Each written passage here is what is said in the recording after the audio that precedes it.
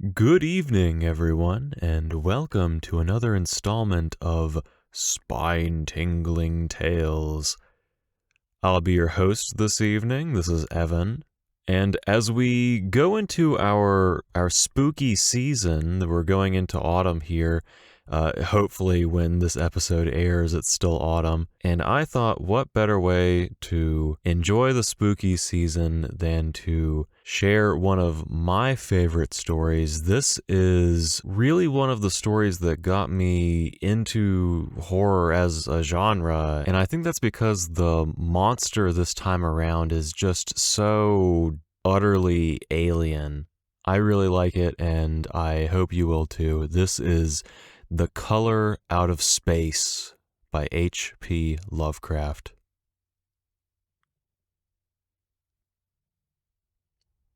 West of Arkham, the hills rise wild, and there are valleys with deep woods that no axe has ever cut.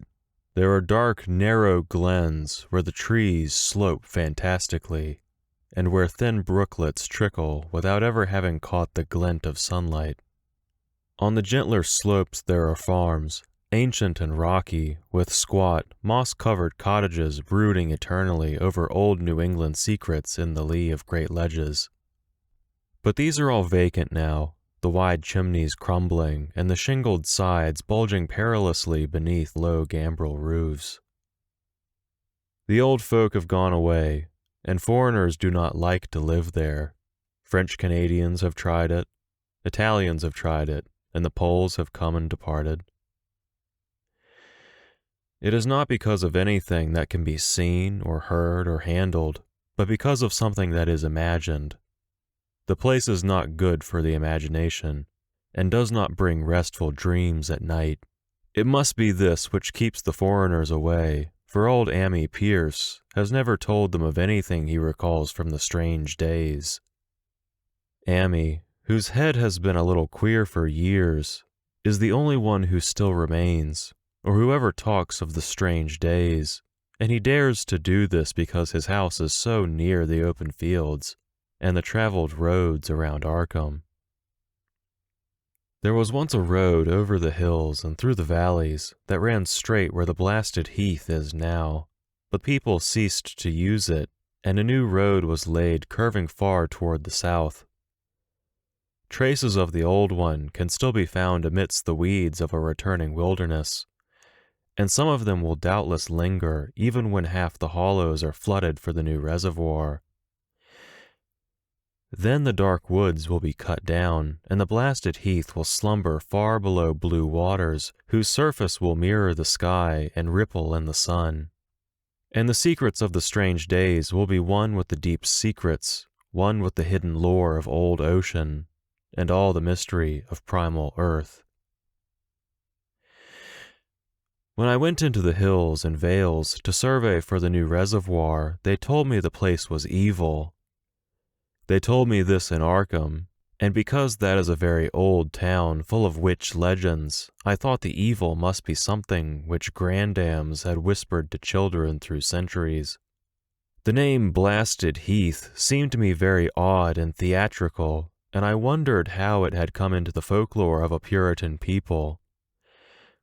Then I saw that dark westward tangle of glens and slopes for myself, and ceased to wonder at anything besides its own elder mystery.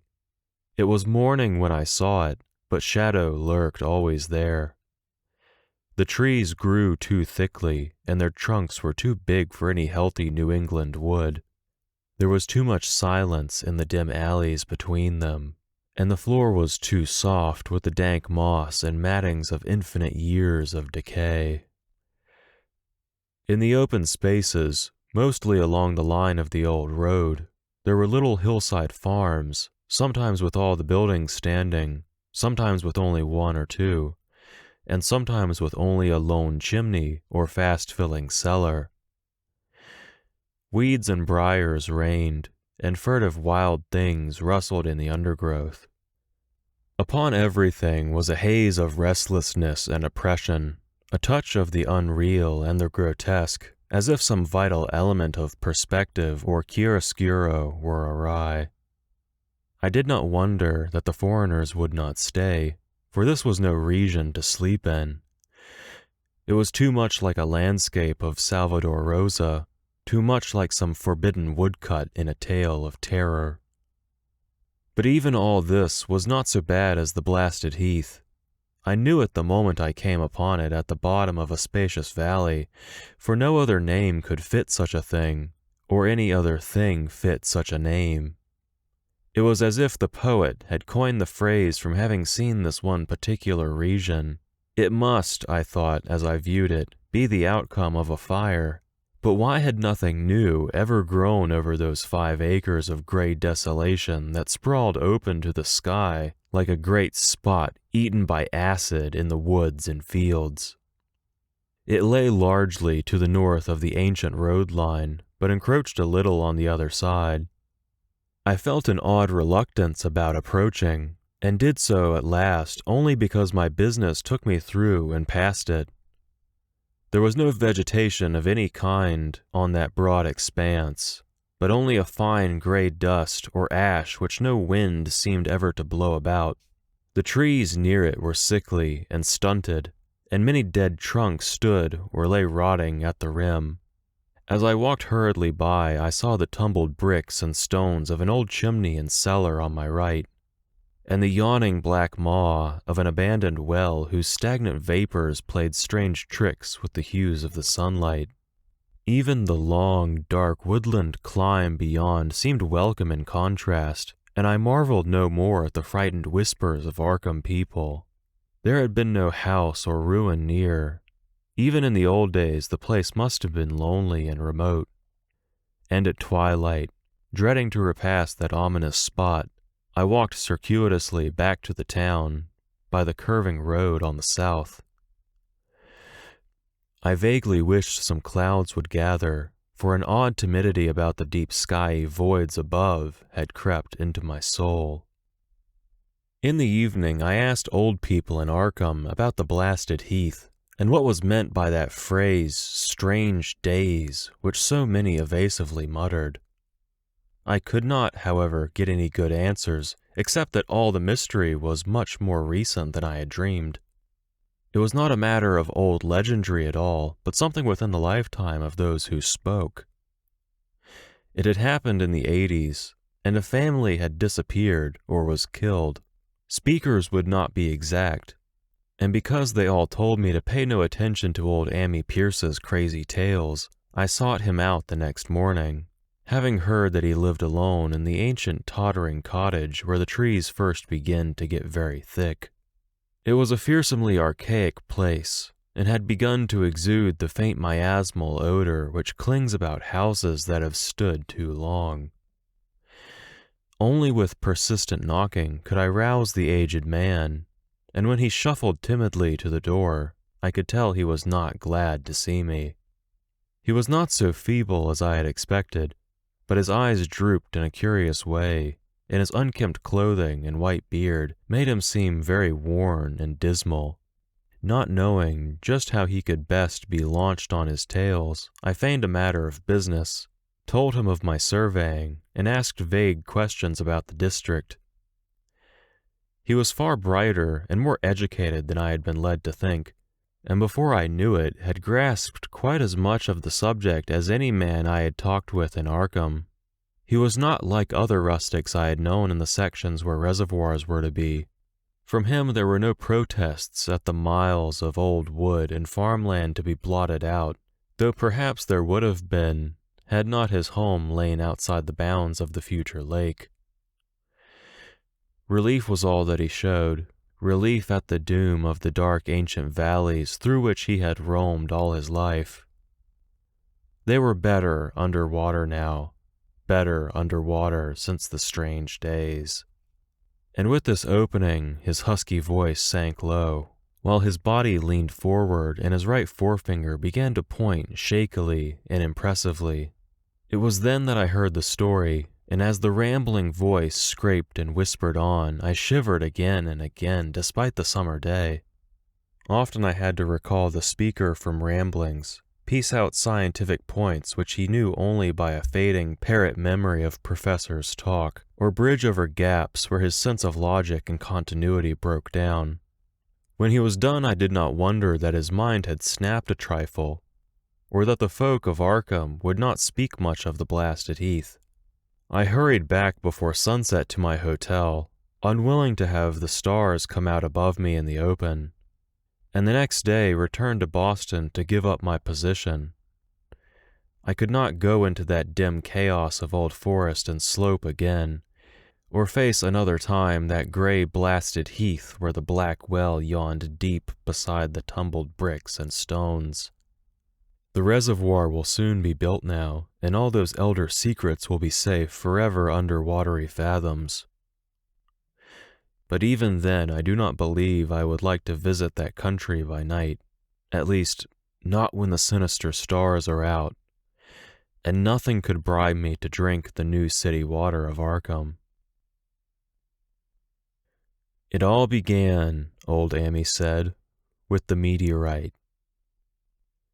Before that time there had been no wild legends at all since the witch trials, and even then these western woods were not feared half so much as the small island in the Miskatonic where the devil held court beside a curious stone altar older than the Indians.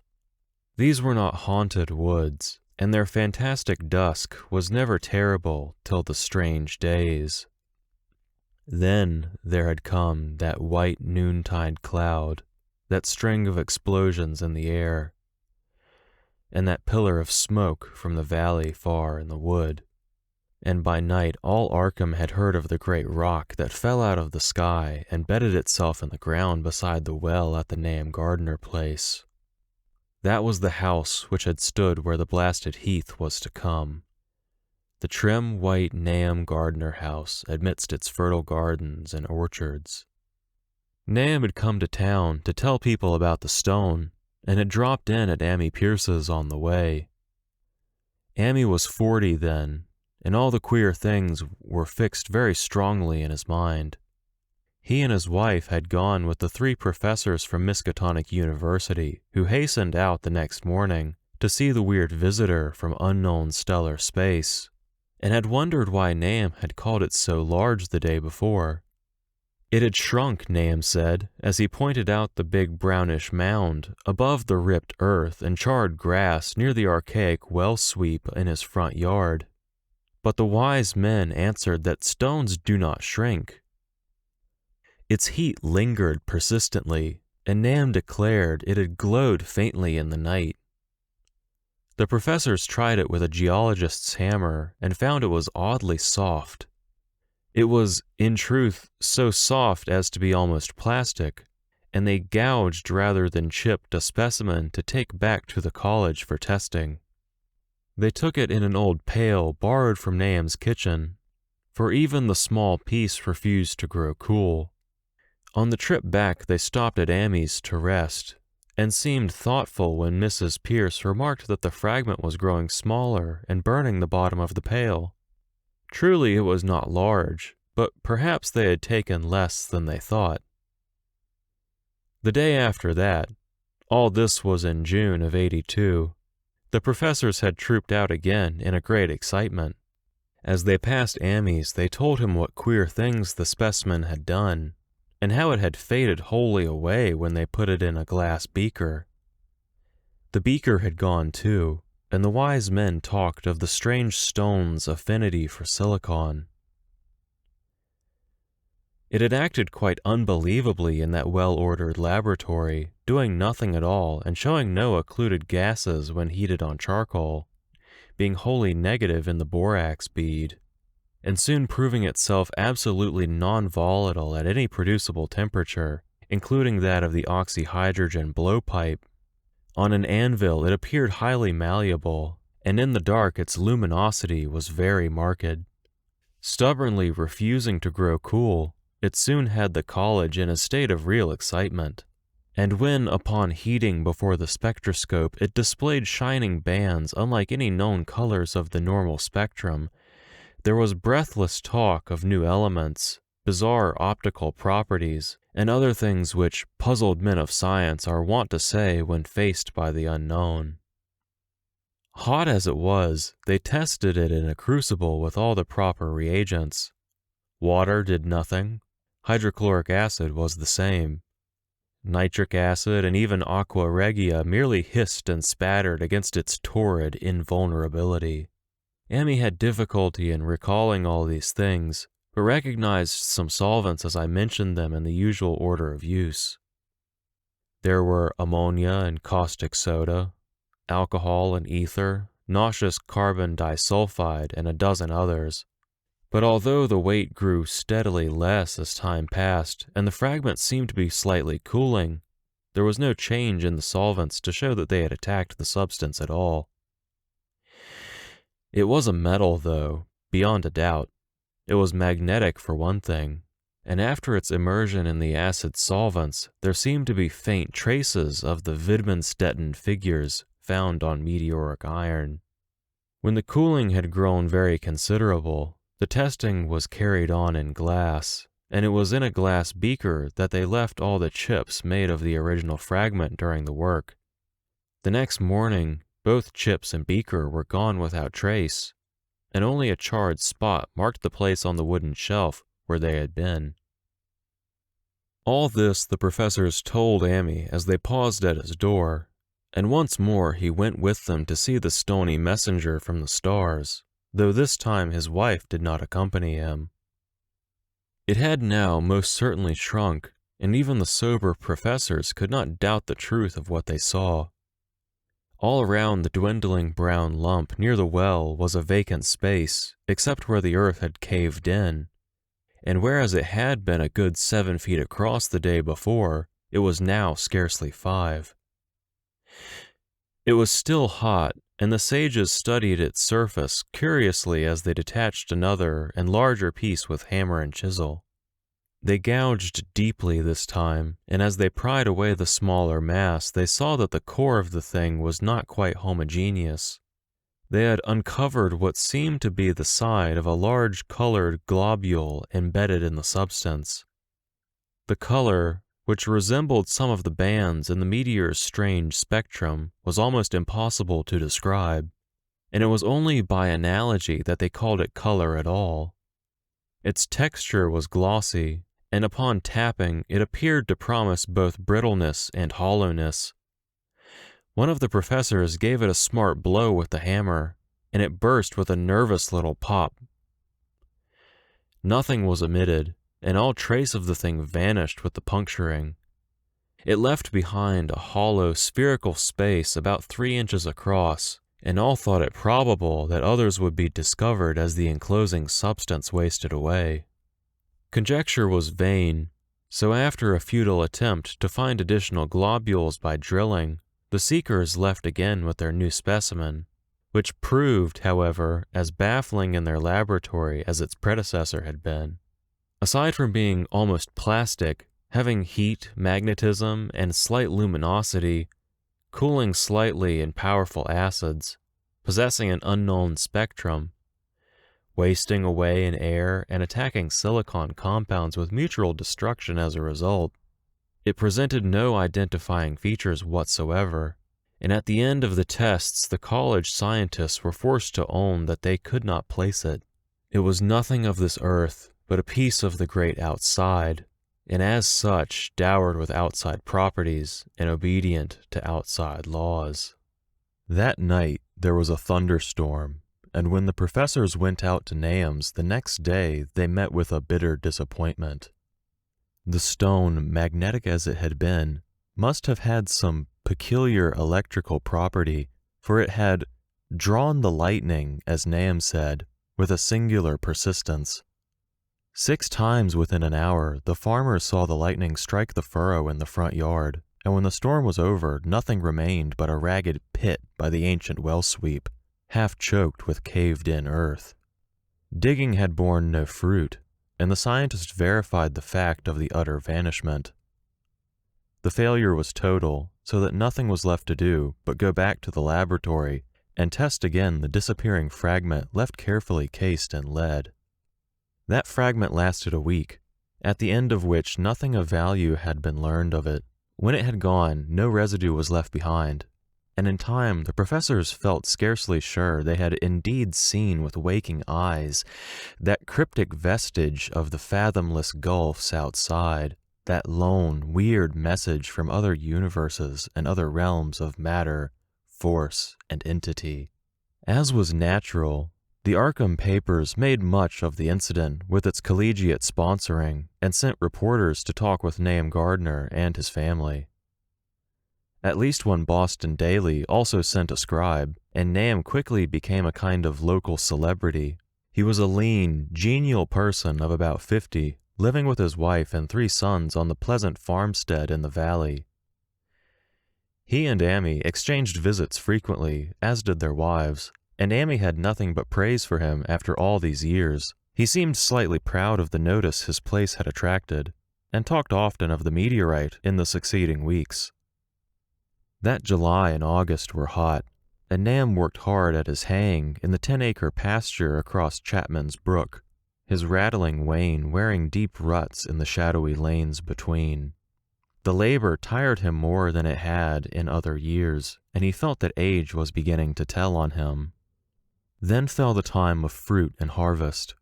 The pears and apples slowly ripened, and Nahum vowed that his orchards were prospering as never before. The fruit was growing to phenomenal size and unwanted gloss, and in such abundance that extra barrels were ordered to handle the future crop. But with the ripening came sore disappointment, for of all that gorgeous array of specious lusciousness, not one single jot was fit to eat. Into the fine flavor of the pears and apples had crept a stealthy bitterness and sickishness, so that even the smallest of bites induced a lasting disgust. It was the same with the melons and tomatoes, and Nahum sadly saw that his entire crop was lost. Quick to connect events, he declared that the meteorite had poisoned the soil, and thanked heaven that most of the other crops were in the upland lot along the road. Winter came early and was very cold. Amy saw Nahum less often than usual and observed that he had begun to look worried. The rest of his family, too, seemed to have grown taciturn, and were far from steady in their church-going or their attendance at the various social events of the countryside. For this reserve or melancholy no cause could be found, though all the household confessed now and then to poorer health and a feeling of vague disquiet. Nahum himself gave the most definite statement of anyone when he said that he was disturbed about certain footprints in the snow. They were the usual winter prints of red squirrels, white rabbits, and foxes, but the brooding farmer professed to see something not quite right about their nature and arrangement. He was never specific, but appeared to think that they were not as characteristic of the anatomy and habits of squirrels and rabbits and foxes as they ought to be. Amy listened without interest to this talk until one night when he drove past Nahum's house in his sleigh on the way back from Clark's Corners. There had been a moon, and a rabbit had run across the road, and the leaps of that rabbit were longer than either Amy or his horse liked. The latter, indeed, had almost run away when brought up by a firm rein. Thereafter, Amy gave Nahum's tales more respect, and wondered why the Gardner dog seemed so cowed and quivering every morning. They had, it developed, nearly lost the spirit to bark. In February, the McGregor boys from Meadow Hill were out shooting woodchucks, and not far from the Gardner place bagged a very peculiar specimen. The proportions of its body seemed slightly altered in a queer way impossible to describe, while its face had taken on an expression which no one ever saw in a woodchuck before. The boys were genuinely frightened, and threw the thing away at once, so that only their grotesque tales of it ever reached the people of the countryside. But the shying of the horses near Nahum's house had now become an acknowledged thing, and all the basis for a cycle of whispered legend was fast taking form. People vowed that the snow melted faster around Nahum's than it did anywhere else, and early in March there was an awed discussion in Potter's General Store at Clark's Corners. Stephen Rice had driven past Gardner's in the morning and had noticed the skunk cabbages coming up through the mud by the woods across the road. Never were things of such size seen before, and they held strange colors that could not be put into any words. Their shapes were monstrous, and the horse had snorted at an odor which struck Stephen as wholly unprecedented. That afternoon, several persons drove past to see the abnormal growth, and all agreed that plants of that kind ought never to sprout in a healthy world. The bad fruit of the fall before was freely mentioned, and it went from mouth to mouth that there was poison in Nahum's ground. Of course it was the meteorite, and remembering how strange the men from the college had found that stone to be, several farmers spoke about the matter to them. One day they paid Nahum a visit, but having no love of wild tales and folklore were very conservative in what they inferred. The plants were certainly odd, but all skunk cabbages are more or less odd in shape and odor and hue. Perhaps some mineral element from the stone had entered the soil, but it would soon be washed away. And as for the footprints and frightened horses, of course, this was mere country talk, which such a phenomenon as the aerolite would be certain to start. There was really nothing for serious men to do in such cases of wild gossip, for superstitious rustics will say and believe anything. And so all through the strange days, the professors stayed away in contempt.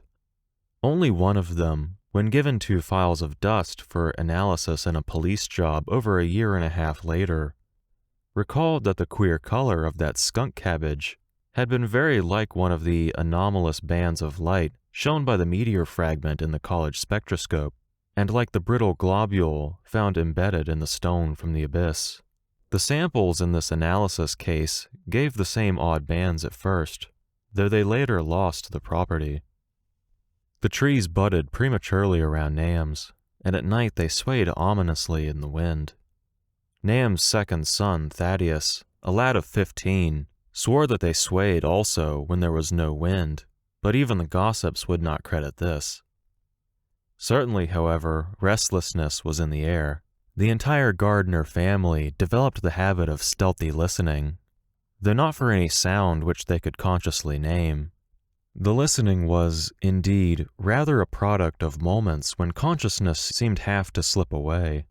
Unfortunately, such moments increased week by week, till it became common speech that something was wrong with all Nahum's folks. When the early saxifrage came out, it had another strange color, not quite like that of the skunk cabbage, but plainly related and equally unknown to anyone who saw it. Nahum took some blossoms to Arkham and showed them to the editor of the Gazette, but that dignitary did no more than write a humorous article about them, in which the dark fears of rustics were held up to polite ridicule. It was a mistake of Nahum's to tell a stolid city man about the way the great overgrown morning cloak butterflies behaved in connection with these saxifrages. April brought a kind of madness to the country folk, and began that disuse of the road past Nahum's which led to its ultimate abandonment. It was the vegetation. All the orchard trees blossomed forth in strange colors, and through the stony soil of the yard and adjacent pasturage there sprang up a bizarre growth which only a botanist could connect with the proper flora of the region. No sane, wholesome colors were anywhere to be seen except in the green grass and leafage, but everywhere those hectic and prismatic variants of some diseased underlying primary tone without a place among the known tints of earth. The Dutchman's breeches became a thing of sinister menace, and the bloodroots grew insolent in their chromatic perversion. Amy and the Gardners thought that most of the colors had a sort of haunting familiarity, and decided that they reminded one of the brittle globule in the meteor. Nahum plowed and sowed the 10-acre pasture and the upland lot, but did nothing with the land around the house. He knew that it would be of no use, and hoped that the summer's strange growths would draw all the poison from the soil. He was prepared for almost anything now, and had grown used to the sense of something near him waiting to be heard. The shunning of his house by neighbors told on him, of course, but it told on his wife more. The boys were better off, being at school each day, but they could not help being frightened by the gossip. Thaddeus, an especially sensitive youth, suffered the most. In May, the insects came, and Nam's place became a nightmare of buzzing and crawling. Most of the creatures seemed not quite usual in their aspects and motions, and their nocturnal habits contradicted all former experience. The gardeners took to watching at night, watching in all directions, at random, for something. They could not tell what. It was then that they all owned that Thaddeus had been right about the trees. Mrs. Gardner was the next to see it from the window as she watched the swollen boughs of a maple against a moonlight sky. The boughs surely moved, and there was no wind. It must be the sap. Strangeness had come into everything growing now, yet it was none of Nam's family at all who made the next discovery. Familiarity had dulled them, and what they could not see was glimpsed by a timid windmill salesman from Bolton, who drove by one night in ignorance of the country legends. What he told in Arkham was given a short paragraph in the Gazette, and it was there that the farmers, Nahum included, saw it first. The night had been dark, and the buggy lamps faint, but around a farm in the valley which everyone knew from the account must be Nahum's, the darkness had been less thick.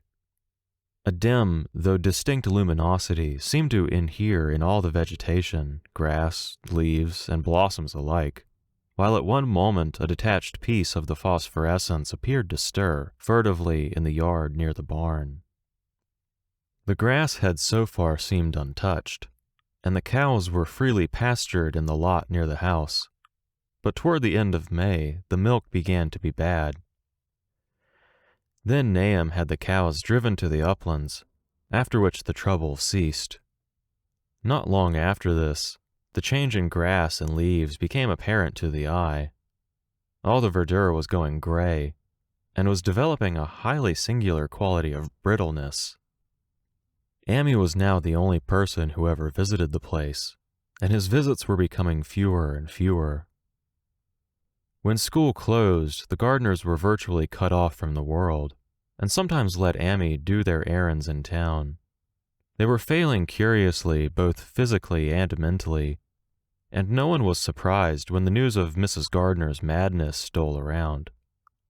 It happened in June, about the anniversary of the meteor's fall, and the poor woman screamed about things in the air which she could not describe. In her raving there was not a single specific noun, but only verbs and pronouns. Things moved and changed and fluttered, and ears tingled to impulses which were not wholly sounds. Something was taken away. She was being drained of something. Something was fastening itself on her that ought not to be. Someone must make it keep off. Nothing was ever still in the night. The walls and windows shifted. Nahum did not send her to the county asylum, but let her wander about the house as long as she was harmless to herself and others. Even when her expression changed, he did nothing. But when the boys grew afraid of her, and Thaddeus nearly fainted at the way she made faces at him, he decided to keep her locked in the attic. By July, she had ceased to speak and crawled on all fours. And before that month was over, Nahum got the mad notion that she was slightly luminous in the dark, as he now clearly saw was the case with the nearby vegetation. It was a little before this that the horses had stampeded. Something had aroused them in the night, and their neighing and kicking in their stalls had been terrible. There seemed virtually nothing to do to calm them, and when Nahum opened the stable door, they all bolted out like frightened woodland deer. It took a week to track all four, and when found, they were seen to be quite useless and unmanageable. Something had snapped in their brains, and each one had to be shot for its own good. Nahum borrowed a horse from Amy for his haying, but found it would not approach the barn. It shied, balked, and whinnied, and in the end he could do nothing but drive it into the yard, while the men used their own strength to get the heavy wagon near enough the hayloft for convenient pitching. And all the while the vegetation was turning gray and brittle. Even the flowers whose hues had been so strange were graying now, and the fruit was coming out gray and dwarfed and tasteless. The asters and goldenrod bloomed gray and distorted, and the roses and zinnias and hollyhocks in the front yard were such blasphemous-looking things that Nahum's oldest boy Zenas cut them down. The strangely puffed insects died about that time, even the bees that had left their hives and taken to the woods.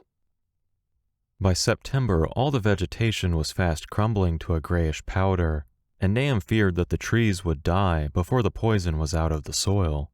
His wife now had spells of terrific screaming, and he and the boys were in a constant state of nervous tension. They shunned people now, and when school opened the boys did not go. But it was Amy, on one of his rare visits, who first realized that the well water was no longer good. It had an evil taste that was not exactly fetid nor exactly salty, and Amy advised his friend to dig another well on higher ground to use till the soil was good again. Nahum, however, ignored the warning, for he had by that time become callous to strange and unpleasant things. He and the boys continued to use the tainted supply, drinking it as listlessly and mechanically as they ate their meager and ill-cooked meals and did their thankless and monotonous chores through the aimless days. There was something of stolid resignation about them all, as if they walked half in another world between lines of nameless guards to a certain and familiar doom. Thaddeus went mad in September after a visit to the well. He had gone with a pail and had come back empty-handed, shrieking and waving his arms, and sometimes lapsing into an inane titter or a whisper about the moving colors down there. 2-in-1 family was pretty bad, but Nahum was very brave about it. He let the boy run about for a week until he began stumbling and hurting himself, and then he shut him in an attic room across the hall from his mother's.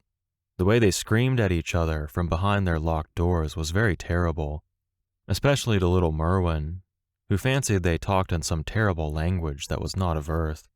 Merwin was getting frightfully imaginative, and his restlessness was worse after the shutting away of his brother, who had been his greatest playmate. Almost at the same time, the mortality among the livestock commenced. Poultry turned grayish and died very quickly, their meat being found dry and noisome upon cutting. Hogs grew inordinately fat, then began to undergo loathsome changes which no one could explain. Their meat was of course useless, and Nahum was at his wit's end. No rural veterinary would approach his place, and the city veterinary from Arkham was openly baffled.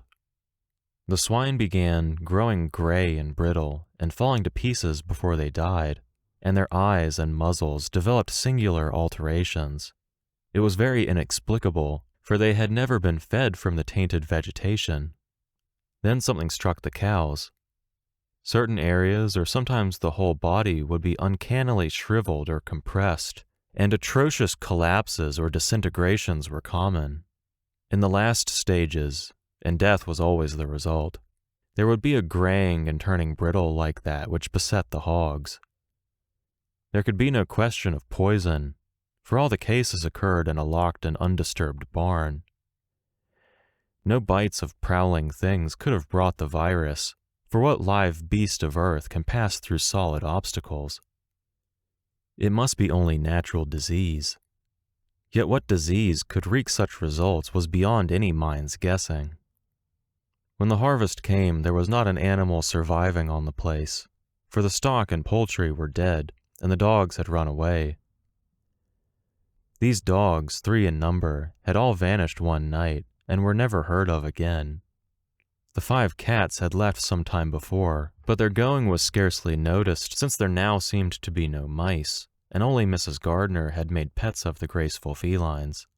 On the 19th of October, Nahum staggered into Amy's house with hideous news. The death had come to poor Thaddeus in his attic room, and it had come in a way which could not be told.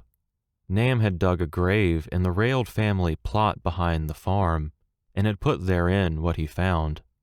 There could have been nothing from outside, for the small barred window and locked door were intact, but it was much as it had been in the barn. Amy and his wife consoled the stricken man as best they could, but shuddered as they did so. Stark terror seemed to cling round the Gardners and all they touched, and the very presence of one in the house was a breath from regions unnamed and unnameable.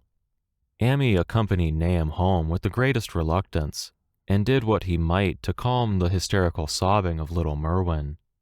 Zenas needed no calming. He had come of late to do nothing but stare into space and obey what his father told him, and Amy thought that his fate was very merciful.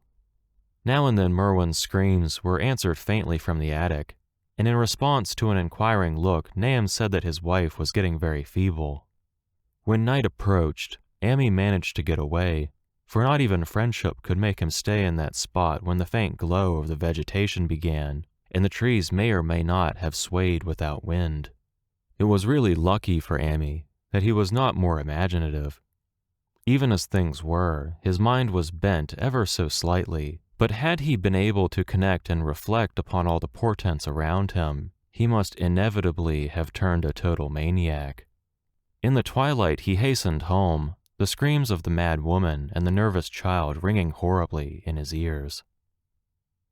3 days later, Nahum lurched into Amy's kitchen in the early morning, and in the absence of his host, stammered out a desperate tale once more, while Mrs. Pierce listened in clutching fright. It was little Merwin this time. He was gone. He had gone out late at night with a lantern and pail for water, and had never come back. He'd been going to pieces for days, and hardly knew what he was about. Screamed at everything. There had been a frantic shriek from the yard then, but before the father could get to the door, the boy was gone. There was no glow from the lantern he had taken, and of the child himself no trace. At the time, Nahum thought the lantern and pail were gone too, but when dawn came, and the man had plodded down from his all-night search of the woods and fields, he had found some very curious things near the well. There was a crushed and apparently somewhat melted mass of iron which had certainly been the lantern, while a bent bale and twisted iron hoops beside it, both half fused, seemed to hint at the remnants of the pail. That was all. Nahum was past imagining. Mrs. Pierce was blank, and Amy, when he had reached home and heard the tale, could give no guess. Merwin was gone, and there would be no use in telling the people around, who shunned all gardeners now. No use either in telling the city people at Arkham, who laughed at everything. Thad was gone, and now Merwin was gone. Something was creeping and waiting to be seen and felt and heard. Nahum would go soon, and he wanted Amy to look after his wife and Zenas if they survived him. It must all be a judgment of some sort, though he could not fancy what for, since he had always walked uprightly in the Lord's ways, so far as he knew. That's part 1 of The Color Out of Space. Check back next time for part 2. Good night, everybody.